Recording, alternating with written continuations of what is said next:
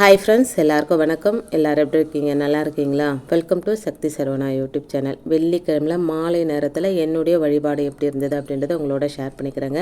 இப்போ மகாலட்சுமி தாயாருக்கு அழகாக சம்பங்கி பூ மாலை மாதிரி கட்டி போட்டிருக்கிறேன். அதே மாதிரி மகாலட்சுமி தாயார் சிலைக்கும் பெருமாளுக்கும் அதே சம்பங்கி பூவை மாலையாக கட்டி ஒரே சைடு மாலையாக கட்டி அழகாக வச்சுருக்கிறேன். எப்படி இருக்காங்க பாருங்கள். ரெண்டு பேரும் தம்பதி சமேதரராக ரொம்ப அழகாக இருக்கிறாங்க. பார்க்குறதுக்கே நல்லா அப்படியே கண்கள்லாம் பூரிச்சு போகுது. நான் காலையில் சுக்கிர ஓரையில் இந்த சித்தர்கள் சொன்ன தாந்திரிக பரிகாரம் செஞ்சு வச்சுருக்குறேங்க. காலையில் சுக்கிர ஓரை சுக்கிர தீபம் ஏற்றிக்கிட்டேங்க. இப்போது மாலை நேர வழிபாடு மகாலட்சுமி தாயாருக்கு பிடித்தமான பொருட்கள் எல்லாம் அவங்க பக்கத்தில் வச்சுட்டு நாம் வழிபாடை செய்ய ஆரம்பிக்கலாங்க. இது யூஸ்வலான வழிபாடு தாங்க. அதோட இன்றைக்கி ஒரு முக்கியமான தீபத்தை பற்றியும் தாங்க உங்ககிட்ட சொல்ல போகிறேன். கேட்டதை கொடுக்கும் அதிசய தீபம். இந்த தீபத்தை ஏற்றினாலே போதுங்க, தீராத பணம் கஷ்டம் கூட தீர்ந்துடுங்க. அது என்ன தீபம் அப்படின்றத பற்றி தான் நாம் இன்றைக்கி வீடியோவில் தெரிஞ்சுக்க போகிறோங்க. இந்த தீபம் முப்பெரும் தேவியரை வீட்டுக்கு அழைக்கிறதுக்கான தீபங்க. ஒரு அகல் விளக்கில் மஞ்சள் குங்குமம் வச்சுட்டு நான் நல்லெண்ணெய் விட்டுக்கிறேங்க. நெய் இன்னும் நான் வாங்கிட்டு வரல. நெய் தீபம் ஏற்றினா ரொம்ப ரொம்ப விசேஷம். முடியாத பட்சத்தில் சுத்தமான செக்கு நல்லெண்ணெய் நான் யூஸ் பண்ணிக்கிறேங்க. நல்லெண்ணெய் விட்டுட்டு எப்போவுமே நான் தீபம் ஏற்றும் போது ஒரு பிஞ்ச் அளவுக்கு ஜவ்வாது பவுட்ரு மிக்ஸ் பண்ணுவேன். இது முப்பெரும் தேவியர்களையும் வீட்டுக்கு அழைக்கணும் அப்படின்றதுனால 3 பிஞ்ச் அளவுக்கு ஜவ்வாது பவுட்ரு மிக்ஸ் பண்ணி மஞ்சள் கலர் திரி 3 பக்கமும் எப்பவும் போல் ஏற்றோம் பார்த்திங்களா, அந்த பக்கம் ஒரு தீபம், இந்த சைடு ஒன்று இந்த சைடு ஒன்று அப்படின்னு சொல்லி 3 தீபங்கள் ஏற்றிக்கிறேன். அதோட கல்கண்டு 3 கல்கண்டு போட்டுக்கிறேங்க. வெள்ளிக்கிழமையில் கல்கண்டு தீபத்தில் போட்டு ஏற்றுறது சுக்கிர பகவானை மகிழ்ச்சிப்படுத்தக்கூடிய ஒரு நல்ல ஒரு விஷயங்க. அந்த கல்கண்டு எப்படி அந்த தீபத்தில் கரைஞ்சி போகுதோ அந்த மாதிரி நம்மளுடைய கஷ்டங்கள்லாம் கரைஞ்சி செல்வ வளம் பெருகும். பொதுவாகவே வெள்ளிக்கிழமையில் வியாழக்கிழமையில் கல்கண்டு போட்டு தீபம் ஏற்றுறது என்னுடைய வழக்கங்க. இப்போ 3 திரியும் ஒரு திரியை 2ஆக மடிச்சுட்டு 3 பக்கமும் 3 திரி போட்டு முப்பெரும் தெய்வங்கள் முப்பெரும் தேவியர் வீட்டுக்கு வர்றதுக்கான தீபத்தை ரெடி பண்ணிட்டேங்க. இந்த தீபத்தை தொடர்ந்து நான் ஏற்றிட்டு வரேங்க. வெள்ளிக்கிழமையில் மாலை வேளையில் தான் இந்த தீபத்தை ஏற்றினேங்க. பொதுவாகவே எல்லாருக்குமே செல்வ செழிப்போடு சந்தோஷமாக வாழணும், மன நிறைவோடு வாழணும் அப்படின்ற ஆசை எல்லாருக்குமே இருக்குங்க. ஆனால் பெரும்பாலான குடும்பங்களுக்கு இது ஒரு சவாலான விஷயமாகவே இருக்குங்க. இதை தான் ஔவையாரும் கொடிது வறுமை கொடிது அதனினும் கொடிது இளமையில் வறுமை அப்படின்னு அனுபவித்து பாடியிருக்கிறார் அப்படின்னு கூட சொல்லலாங்க. அடுத்து கேட்டதை கொடுக்கும் அதிசய தீபங்க.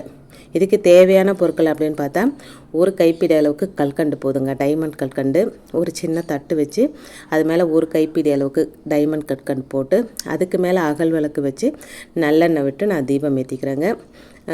நெய் விட்டு தீபம் ஏற்றுறது ரொம்ப ரொம்ப விசேஷம். நெய் இல்லாத பட்சத்தில் இப்போது நல்லெண்ணெய் விட்டுக்கிறேன். ஒரு பிஞ்சு ஜவ்வாது பவுடர்.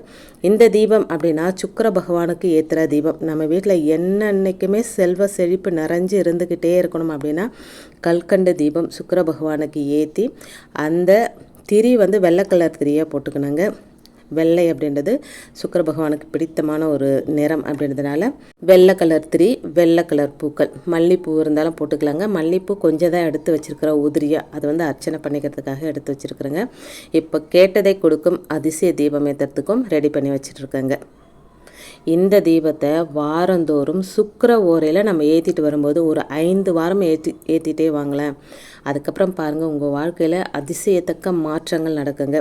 வறுமை அப்படின்றதே கண்டிப்பாக இருக்காதுங்க. இன்னொரு விஷயம் சொல்ல மறந்துட்டேன். அந்த தீபத்துக்குள்ளே 6 கல்கண்டு போடணுங்க. 6 எண்ணிக்கை சுக்கர பகவானுக்குரிய எண்ணிக்கை அப்படின்றதுனால 6 எண்ணிக்கை அந்த தீபத்துக்குள்ளே எண்ணெய்க்குள்ளே 6 கல்கண்டு போடணுங்க. அந்த கல்கண்டு கீழே நம்ம போட்டு வச்சுருக்கோம் பார்த்திங்களா, ஒரு பிடி அளவுக்கு கல்கண்டு அதுலேருந்தே எடுத்து கூட போட்டுக்கலாங்க.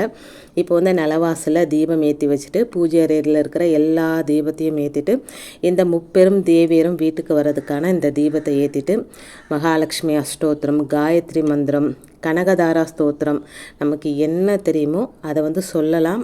அப்படி இல்லைன்னா டிவிலேயோ இல்லை ஃபோன்லேயோ போட்டு விட்டுட்டு கூட இந்த தீபத்தை ஏற்றலாங்க. இப்போ 3 தீபத்தை ஏற்றிட்டு அதோட சுக்கிர பகவானுக்குரிய சுக்கிர தீபத்தையும் கேட்டதை கொடுக்குற அதிசய தீபங்க.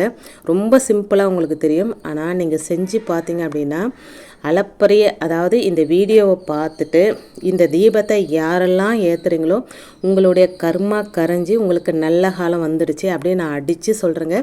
இது மகாலட்சுமி தாயாருக்கும் குபேர பகவானை நினச்சி தான் இந்த வழிபாட்டை சொல்கிறேன். ரொம்ப எளிமையாக இருக்குது. இதெல்லாம் செஞ்சால் நடந்துருமா அப்படின்னு தயவு செஞ்சு நினச்சிடாதீங்க.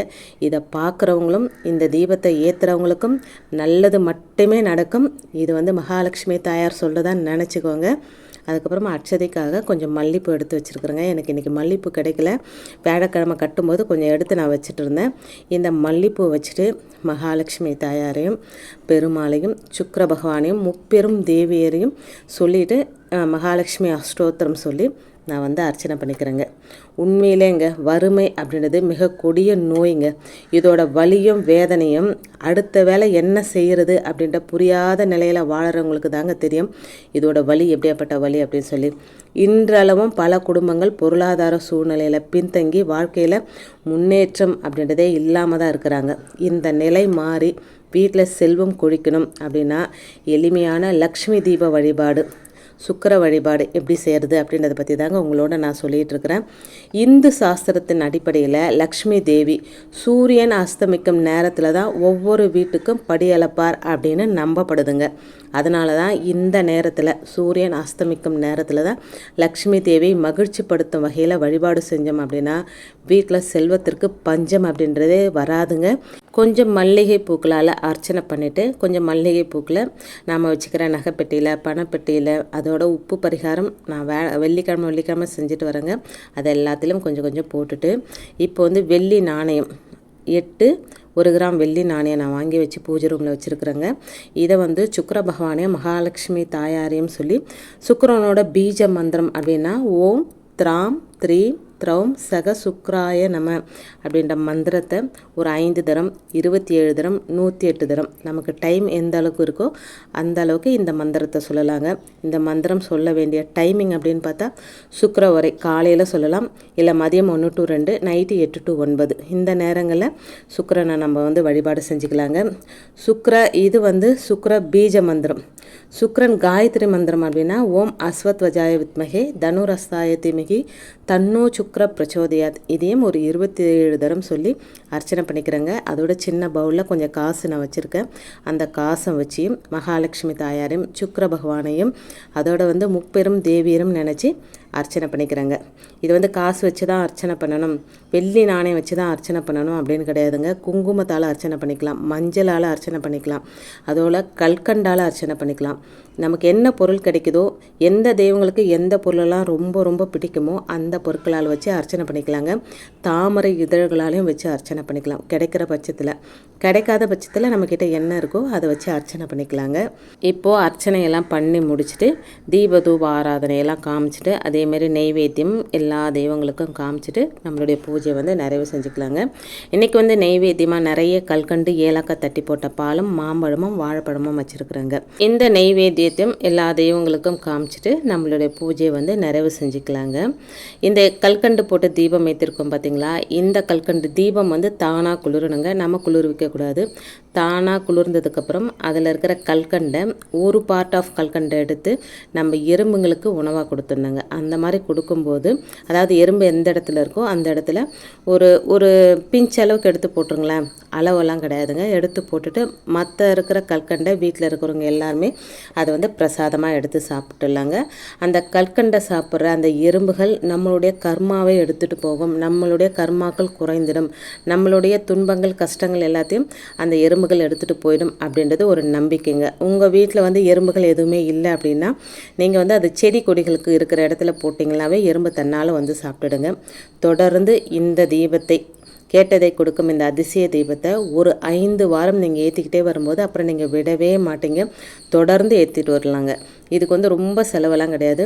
ஒரு 20 ரூபாய்க்கு கல்கண்டு வாங்கிட்டு வந்தோம் அப்படின்னா ஒரு 3-4 வாரம் வரைக்கும் கூட ஏற்றலாங்க. ஒரு கைப்பிடி அளவுக்கு கல்கண்டு போட்டாலே போதுங்க.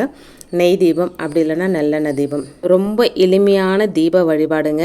மகாலட்சுமி தாயார் அருள் கடாட்சம் யாருக்கெல்லாம் இருக்கோ அவங்க இந்த வீடியோவை பார்ப்பீங்க. வீடியோ பார்க்குறவங்க எல்லாருமே சொல்கிற எல்லா பரிகாரம் செய்கிறாங்களா அப்படின்னா கண்டிப்பாக கிடையாதுங்க.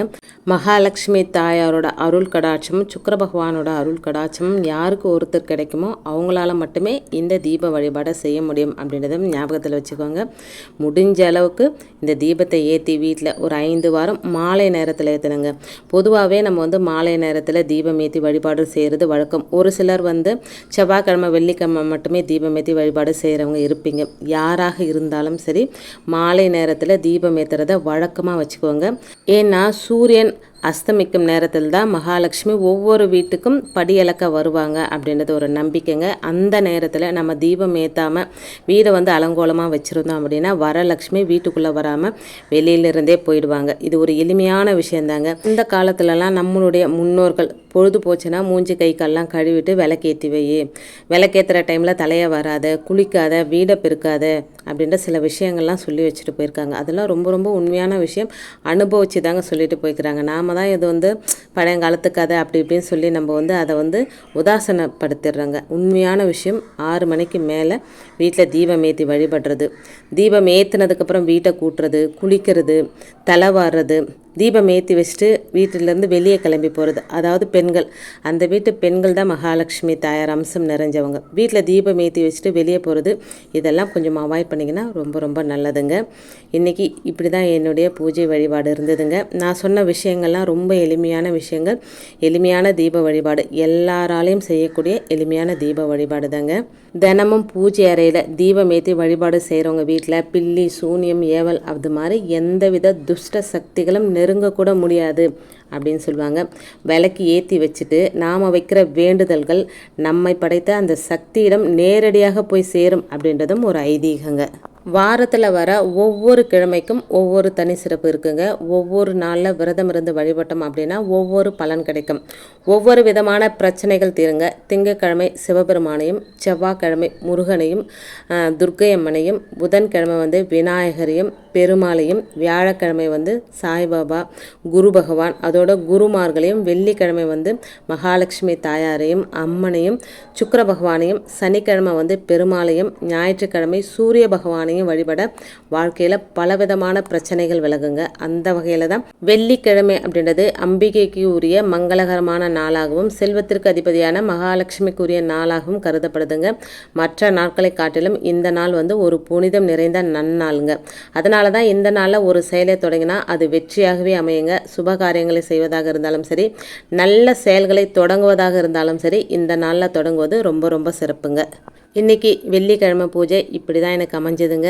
நான் சொன்ன விஷயங்கள்லாம், இன்றைக்கி வீடியோவில் நான் சொன்ன விஷயங்கள்லாம் உங்களுக்கு பிடிச்சிருந்தது அப்படின்னா ப்ளீஸ் சேனலுக்கு சப்ஸ்கிரைப் பண்ணி சப்போர்ட் பண்ணுங்கள். இந்த வீடியோவை உங்கள் ஃப்ரெண்ட்ஸ் அண்ட் ஃபேமிலிக்கும் ஷேர் பண்ணிவிடுங்க. அவங்களும் பலனடையட்டும். இன்னொரு எளிமையான ஆன்மீக தகவலோடு உங்களை சந்திக்கிறேன். அது வரைக்கும் நன்றியும் வணக்கமும். Take care and bye friends.